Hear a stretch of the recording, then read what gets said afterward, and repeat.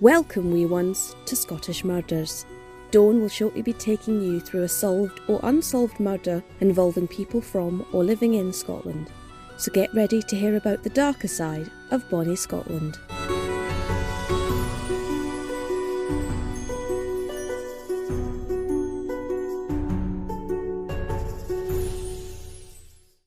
It was Friday the 31st of October 2015, Halloween afternoon, and 20-year-old Shaun Ritchie was seen on CCTV at a local shop in his hometown buying some items, probably in preparation for a Halloween party he and his friends would be attending later that night at a remote farmhouse.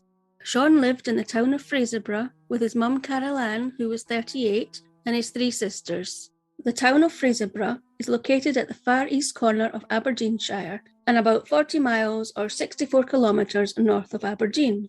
According to Wikipedia, Fraserburgh is the biggest shellfish port in Scotland and one of the largest in Europe, and has a population of over 13,000.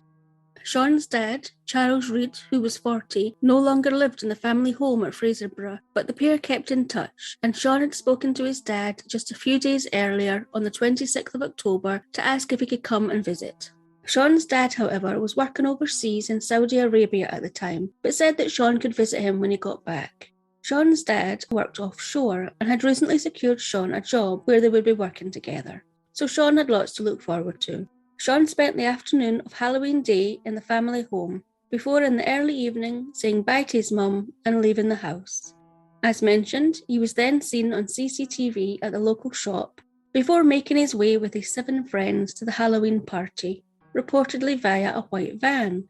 But it's unclear if one of the friends was driving this van or if the group had hitchhiked.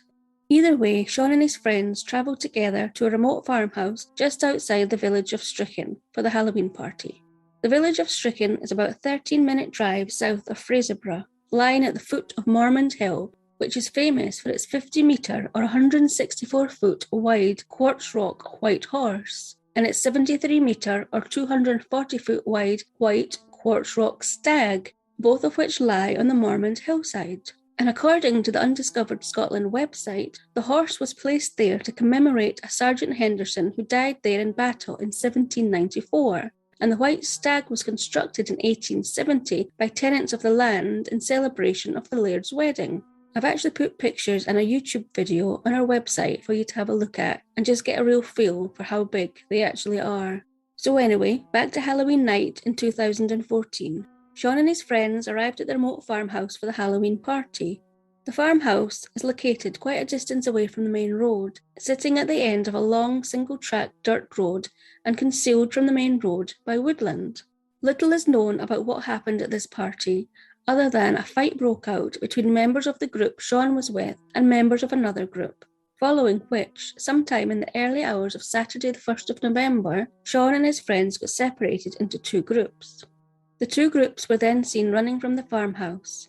It wouldn't be until Sunday the 2nd of November, 2 days after Shaun's mum had last seen him, that she became worried and started calling around his friends, asking if he was with them.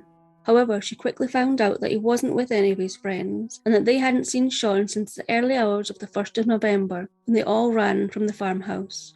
Apparently, when Shaun and his friends split up into 2 groups, each group assumed that Shaun was with the other one, but he wasn't. Shaun was reported missing to the police on Sunday the 2nd of November 2014 at 8:45 p.m. What followed was one of the biggest search operations and missing person investigations that had ever been carried out in Scotland. The search took in a total area of 8 square miles or 21 square kilometres, much of this area being very boggy, as well as the wooded area near the farmhouse, which according to the Strange Outdoors website comprised of rowan, ash and spruce trees, but also was boggy and had thick gorse. The search area also covered 15 miles or 24 kilometres of ditches, rough terrain and large water areas.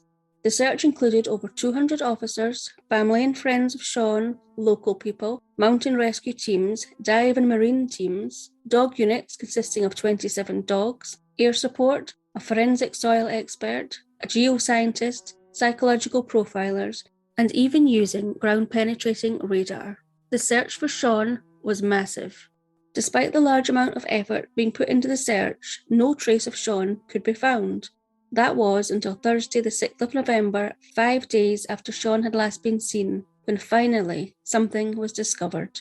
Now, there are a couple of different versions about this, one being that upon one of the many bogs in the surrounding fields and wooded area to the farmhouse being searched, shoes, a hooded top, and a belt were found. The other version is that these items were actually found scattered over several of the fields surrounding the remote farmhouse. Either way, all of the items found were later identified as being Shaun's by both his family as well as the CCTV footage of him in a local shop hours before heading to the party with his friends, where he had been wearing grey jeans, a white t-shirt, brown trainers, and a grey hooded top. This footage was released to the public 12 days after Shaun was last seen alive. According to the Daily Record newspaper, on the 31st of October 2015, upon further searches in the area being carried out using ground-penetrating radar, animal bones and little artefacts were also found, but no other traces of Shaun. So the question was, why would Shaun have removed his shoes, his hooded top, and his belt? Did Shaun succumb to hypothermia and remove his clothes before falling into a bog? Some medical experts believe so. However, there are other theories, such as that Shaun had more than likely been drinking, as well as perhaps maybe taking some form of drug, and possibly could have been having hallucinations, and had removed his clothes and then perished out in the wooded area due to the harsh Scottish weather, which that night had dipped to 0 degrees Celsius or 32 degrees Fahrenheit. But if that was the case, why was all that was found was Shaun's shoes, top, and belt, and not Shaun himself? How far could Shaun really have walked in the dark, under the influence of substances, without his shoes, in the harsh terrain of the forest? So harsh, in fact, that one police officer actually broke their leg during the search for Shaun, in daylight. Why was Shaun's body not found? While not too much is known about what happened at the farmhouse that night, other than a fight broke out, the police did interview Shaun's friends and others at the party that night, and it seemed like the police accepted their version of events about what took place. However, nothing is known by the family of what happened that night. The police, the partygoers, and Shaun's friends have remained tight-lipped on the matter, so the family are completely in the dark. But why was it that Shaun was the only one of his friends not to make it home that night? How, in fact, had his friends got home? And what about the 2 phone calls to emergency services in the early hours of Saturday, the 1st of November? What was that about? Who had made the call? Who had deemed whatever situation they were in scary enough to call the police in the first place? And then why cancel it? What had happened? One reason could have been due to the fight that broke out between the different groups. Then if Shaun's group had gone running from the farmhouse, then maybe they called back to cancel as the fight had dispersed. Is one possibility. According to Shaun's mother, though, it couldn't have been Shaun that called the police that night, as he'd left his mobile phone at home. Whatever the reason, the decision was made by the police not to investigate this call, and this caller has never come forward or been traced. Which leads me to wonder, why have they not come forward? What did they have to hide? Just another unanswered question. Now, while the searches were being conducted, missing person posters were also being distributed, and police officers visited pubs and other licensed premises, as well as speaking to the residents of Fraserburgh to try to piece together Shaun's last movements. Appeals were also made by the police for anybody with any information about the whereabouts of Shaun Ritchie to come forward, stating that as the days passed, they were becoming increasingly concerned for Shaun and his safety. By day 11 of Shaun's disappearance, the police were asking the public to check their sheds and outbuildings, but still there was no sign of Shaun. The family initially offered a £5,000 reward, just under $7,000, for any information that led to Shaun being found, and while numerous people did come forward, no new information came to light. This reward was later increased to £10,000, or $13,800. So to try and help locate Shaun, Police Scotland had also enlisted the help of Professor Lorna Dawson, who is head of forensic soil science at the James Hutton Institute in Aberdeen. In an article from North Sound 1, Professor Lorna Dawson said, "Material from the natural environment can transfer to objects of people through contact. Soil, vegetation and water can transfer onto clothing and footwear while a person is walking in an outdoor environment." So Professor Dawson was using this process of comparing traces of such material that had been found on the clothing belonging to Shaun to enable the police to prioritise areas to search based on the findings. While the clothing found could help inform the search area, unfortunately, there was no forensic evidence on the clothes that would suggest any criminal activity had taken place. Even though so many resources were being used in an effort to find Shaun, sadly, Shaun was still missing, and Shaun's family continued to be stuck in a nightmare. The search for Shaun would continue until December, when this eventually was scaled back. Police said that they would continue on an intelligence-led basis to trace Shaun, but made it clear that the case was being treated as a missing person inquiry and that there was no evidence to suggest any crime had taken place. It would be 5 months later, in May 2015, when police would resume their search via helicopter. No, not because there had been new information, but because the police continued to periodically carry out searches in the area. And as it was better weather in May, meaning it hadn't been raining quite as much and lying water in the area would have receded, it would have been much easier to perhaps spot Shaun. Sadly though, there were no sightings of Shaun during this search either. However, the family's hope didn't end there. Shaun's family decided to enlist the help of a Glasgow group called K9 Search and Recovery. This group had a Springer Spaniel that was a human remains detection dog. However, sadly, the Spaniel failed to pick up any scent. Since then, the major investigation team in Glasgow, Police Scotland Specialist Advisors, and the National Crime Agency have all reviewed Shaun's case and have all concluded that the case remains a missing person inquiry and that there is no evidence to suggest that Shaun had been the victim of any crime. They do, however, continue to keep an open mind and will act on any new information that is provided to them. In an article in the Daily Record on the 31st of October 2015, a year on from Shaun's disappearance, Detective Chief Inspector Matt Mackay, who led the inquiry, said that it is surprising in one respect we haven't found Shaun, given the resources we have put into it, going on to say that he found it difficult to see how Shaun could have gone beyond the search area, but as they hadn't found him as yet, then he couldn't rule it out, although also adding that there was no definitive evidential lines that they could follow that suggested he went somewhere completely different. He also said that they have left absolutely no stone unturned and that he would never ignore the prospect of criminality, but that there is no evidence to suggest this to date. However, if there was no evidence of Shaun being removed from the vicinity by others, then where is Shaun's body? Despite what the police were saying about this continuing to be a missing person inquiry, in the same article in the Daily Record newspaper, the world-renowned forensic expert, Professor Dave Barkley, said that the efforts that police had put into finding Shaun went over and above a normal missing person case, and that police were likely privately treating Shaun's case as a murder, going on to say that the police seem to be treating it as a no-body murder. They may have reason to believe he has come to harm, possibly due to the people he was with that evening, or due to him running from the farm. A belief that Shaun's dad, Charles, also shared due to the company that his son had been keeping that night. As mentioned, Charles had been working overseas when his son went missing, making it back to Scotland by the third day of Shaun's disappearance. However, when he heard who Shaun had been at the party with that Halloween night, he immediately was worried and knew it was bad, going on to say in the same article as Professor Barkley that some of the people at the party that night were not the most upstanding members of the community, and that he believed that Shaun had been killed due to an unpaid debt. It's not known just how friendly Shaun was with the 7 other men he was in the white van with, or if these were the not the most upstanding members of the community Shaun's dad was talking about. And speaking of the white van, again, there has been nothing reported about this. It's not known if the police have tracked it down and ruled out any involvement of the driver or van in Shaun's disappearance, or if in fact this white van has ever been traced. It's a really frustrating case for having so many questions unanswered.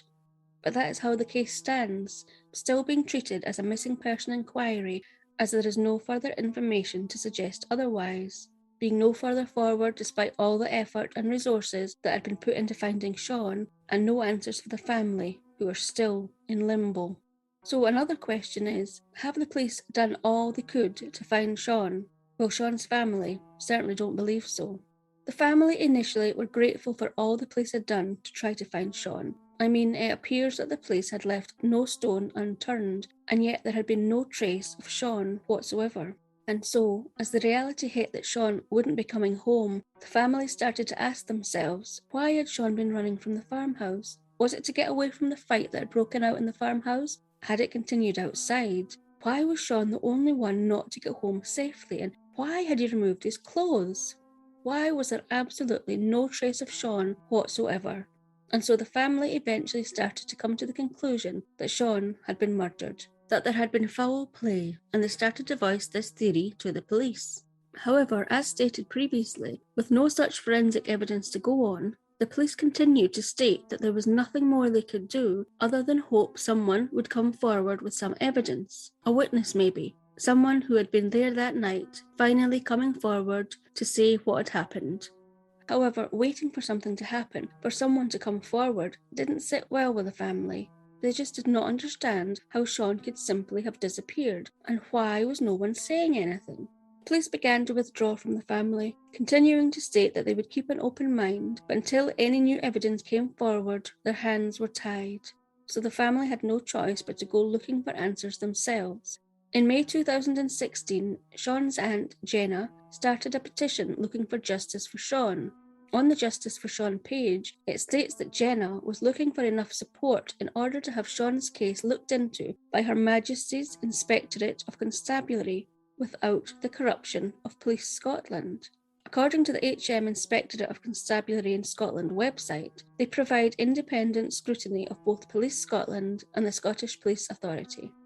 The problem was the family felt that the police had been duped by the witnesses at the party, that they hadn't told the police the truth, and that the police hadn't looked closely at the not the most upstanding members of the community that had attended the party, who were allegedly involved in drugs, and that they hadn't looked into the family's theory that Shaun had been killed due to his supposed death.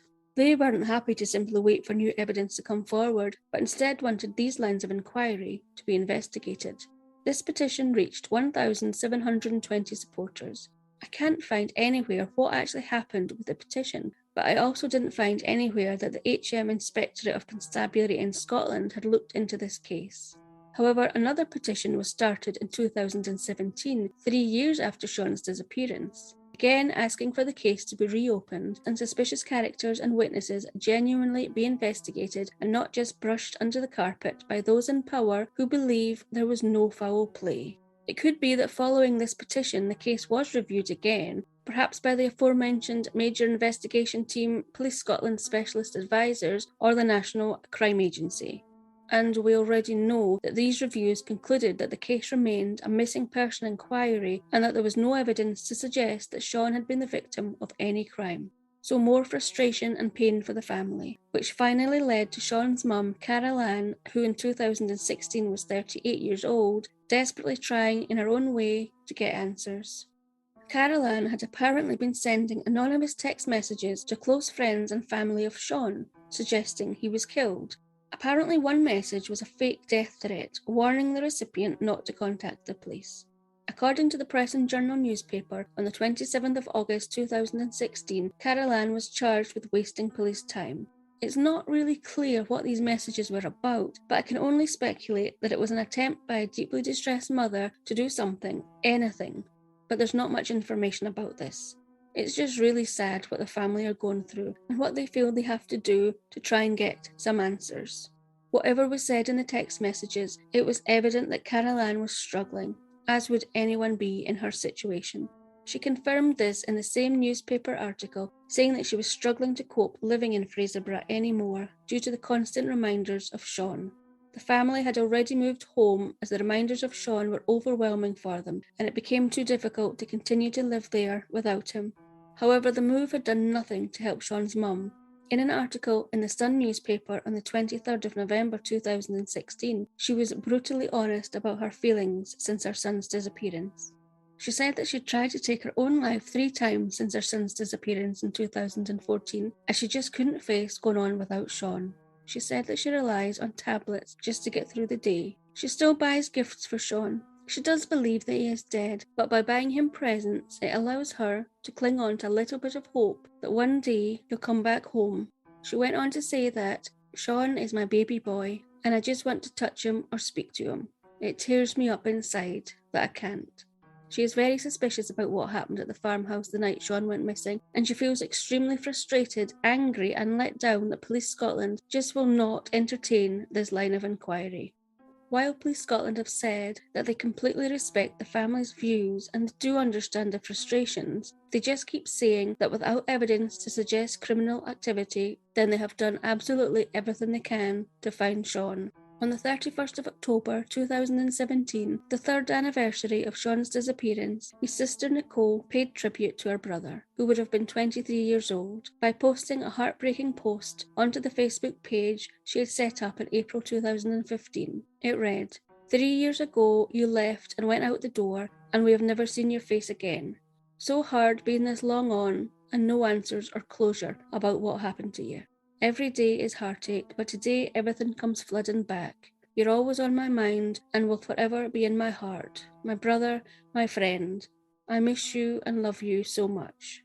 She said in an article in the Press and Journal newspaper on the 31st of October 2018, 4 years after Shaun disappeared, that she found Halloween particularly difficult. Nicole is no longer able to walk into shops at Halloween due to all the decorations, which just serve as another reminder of what she has lost.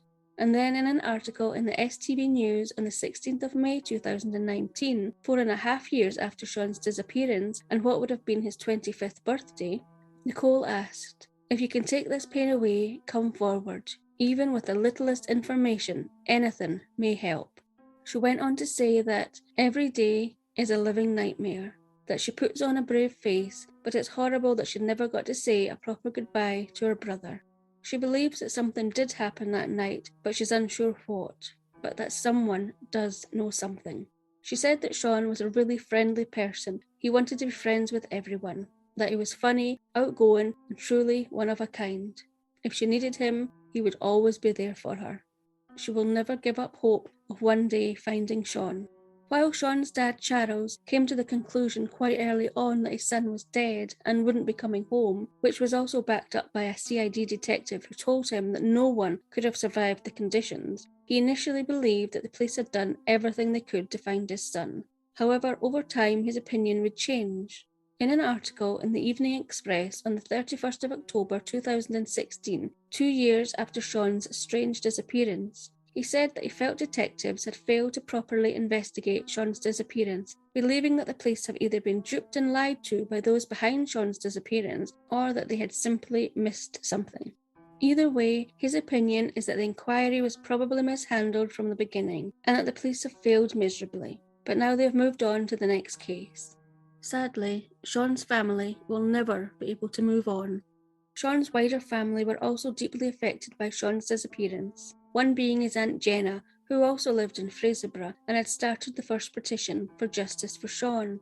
On the 16th of May 2016, the day Shaun would have turned 22, she told the Press and Journal newspaper that she was very close to Shaun and that he would come to her to talk about things and seek advice, and that she missed him so much.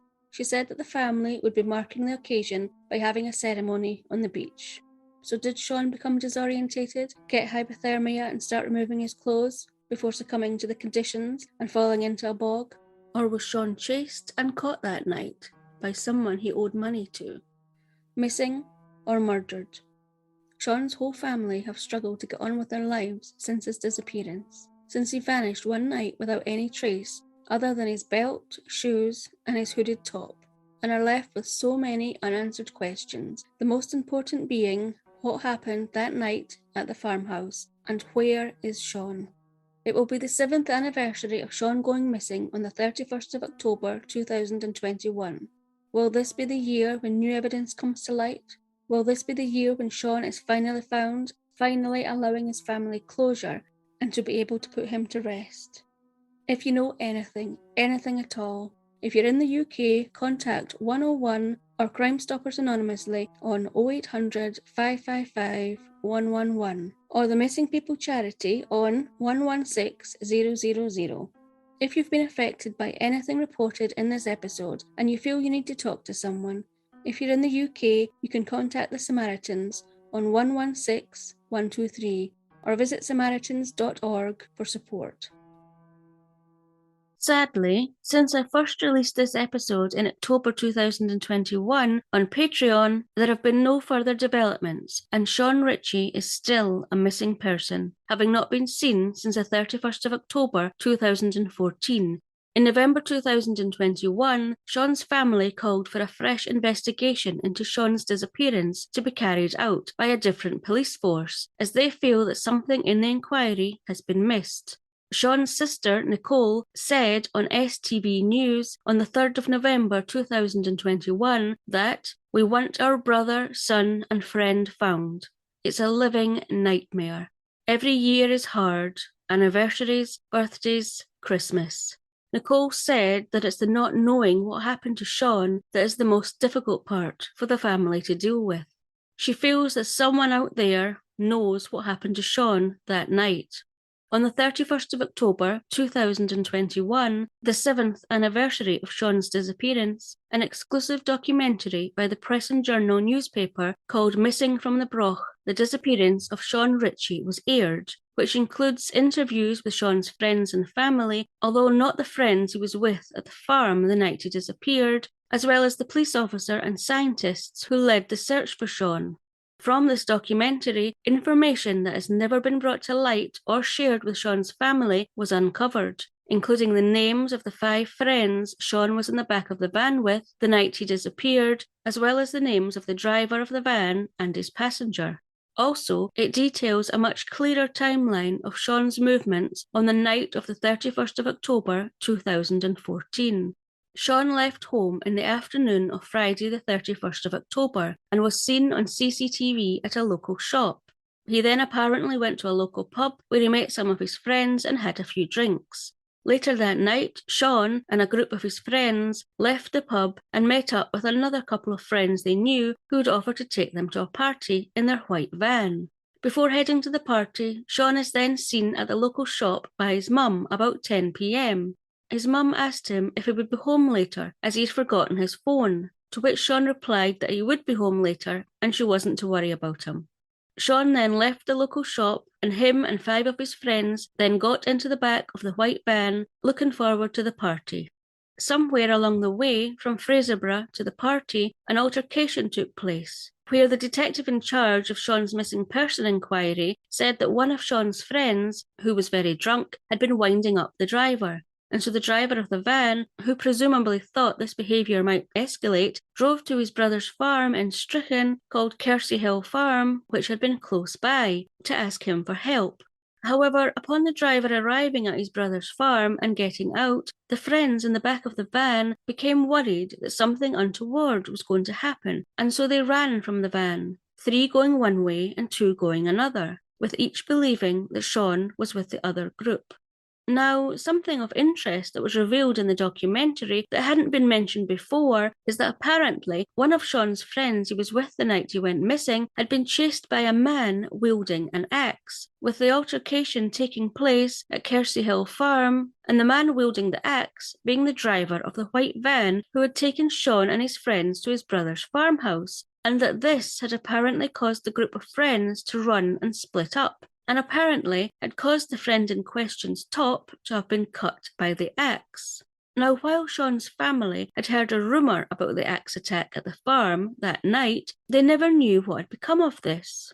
Well, it was revealed by Sean O'Neill, the investigator behind the documentary, that the man who had driven the white van that night and had wielded the axe, who was the brother of the owner of the farm, had appeared in court in 2017, charged with assaulting a person with an axe at Kersey Hill Farm on the night of the 31st of October 2014, but he had ultimately been found not guilty. However, when this was put to Detective Inspector Martin McDougall, the detective leading Shaun's inquiry now, he stated that this line of inquiry had been investigated as part of Shaun's missing person inquiry, but that it had been determined that Shaun was not at the farmhouse at the time of the axe attack, having already run from the scene. The documentary also gives more details about the phone calls that were made to the police from Kersey Hill Farm the night Stuart went missing. Detective Inspector Martin McDougall said that the first call to emergency services that night connected, but that nothing was said and the caller hung up. A second phone call was then made to emergency services immediately afterwards, and this time the caller said that there were people at his farm, but that everything was fine and the police were not needed, before hanging up. The detective believes that the call came from the owner of Kersey Hill Farm, which is now under new ownership, who was the van driver's brother. In the documentary, Shaun's sister Nicole states that she does not believe Shaun died of hypothermia that night out in the wilds around about Kersey Hill Farm. She believes something happened to Shaun that night and that he was taken away from the farmhouse by another person. Although Detective Inspector Martin McDougall said that they have to work on the evidence found and witness statements given by those that were there that night, who have all been interviewed at least 4 times and have given consistent statements. And from this, there is no evidence to suggest that Shaun was removed from the area by another person. He did say that while Shaun is classed as a missing person, the case does remain open and criminality can never be completely ruled out. However, until such time as there is evidence or a witness that points in this direction, Shaun is classed as a missing person. Following the documentary being aired, an article in the Press and Journal newspaper stated that Dr. Alistair Ruffle, an expert grave finder, had revealed that he believed his new sonar drone technology could help assist the police in a fresh search for Shaun, an offer which the family of Shaun have urged the police to accept. And while it was reported that Police Scotland were in talks with Dr. Ruffle about this, these talks had been going on for about 10 months. And as of this episode coming out, no new search has been undertaken. No doubt the family of Shaun will be disappointed by this lack of development, with Shaun's sister Nicole saying in a Press and Journal article that it's nearly 8 years now since he went missing, and I still have been hoping and longing for answers and closure. It's what we deserve as a family. It's been torture not knowing the truth about Shaun's disappearance. Something needs to be done. Shaun is such a big miss to all. If anyone has any information, please contact Police Scotland on 101 or Crime Stoppers on 0800 555 111 anonymously if you're in the UK, or the Missing People charity on 116000 if you're in the UK, or visit their website missingpeople.org.uk. If you've enjoyed this episode, then I would be so grateful if you could leave a review or a rating on your listening platform so that more people can find this podcast. I would love to get more Scottish murders out there. Please also don't forget to subscribe so you don't miss an episode. So that's it. Come back next time for another episode of Scottish Murders.